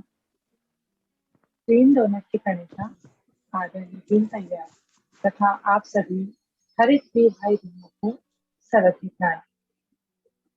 माँ प्रकृति ने हमें अपनी गोद में बैठाकर इतना सब कुछ दिया है कि यदि हम उसके वर्णन का प्रयास करें तो ना तो हमारे शब्द समाप्त होंगे, ना ही प्रकृति माँ की अनुपम उदारता को लगेगी। आज हमारे समाज का यह परम कर्तव्य है कि हमें प्रकृति संवर्धन तथा संरक्षण के लिए अपना हर संभव प्रयास करना चाहिए। यह सर्वविदित है कि संकल्प में बहुत शक्ति होती है और संकल्प शक्ति से बड़े से बड़ा कार्य किया जा सकता है। तो इसी संकल्प शक्ति को ध्यान में रखते हुए आइए हम सभी हरितवीर भाई बहन आज यह शपथ लेते हैं। हम ग्रीन डोनर पर्यावरण संवर्धन संरक्षण के लिए प्रतिबद्ध है। हम ग्रीन डोनर संसाधनों का यथोचित उपयोग और न्यूनतम अपव्यय करेंगे। हम ग्रीन डोनर हरी इमारत की रक्षा हेतु सजग और सचेत रहेंगे। हम ग्रीन डोनर का जीवन केवल हमारा ही नहीं दूसरों का भी होता है। हम ग्रीन डोनर आने वाली पीढ़ी को वचन देते हैं कि उन्हें बेहतर और खूबसूरत दुनिया